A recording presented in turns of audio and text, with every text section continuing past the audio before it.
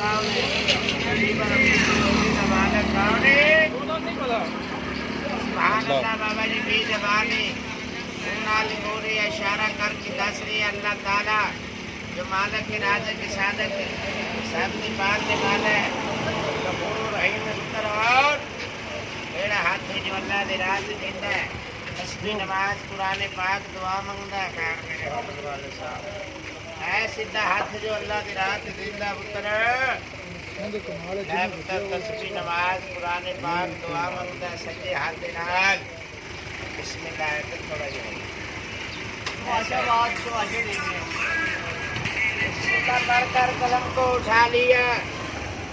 बिस्मिल्लाह पढ़कर कलम को उठा लिया जब नाम लिया अल्लाह और मोहम्मद का जानवरों ने भी सर को झुका लिया बड़े बड़े साहब लोग ने मेरे शेर पंजाब ने बब्बर शेर ने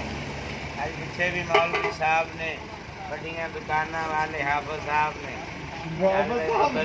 मौलवी साहब तो ही बेटा रहना है मौलवी सैयद तो नहीं हाँ मौलवी सैयद वाह वाह वाह लिया लंगर तो दियो बकरा सर्कस का कमाल करन लगा ला लकड़ी सर्कस का कमाल करे सलाम है आ गया हो आगे मौलवी साहब ले भी फाड़ के कोई लाता है आप साहब कटो माल है देख लिया क्या यार छोटे मुंडे को फाड़ लिया ओ चढ़ गई तू उन्हें आगे चाक वाट ले आई तेनू मुर्दा सलाम सलाम ले जद्दी दिया पिछू ने आराम है वो काम ही हां अगली को बनाई तेरा पकवान से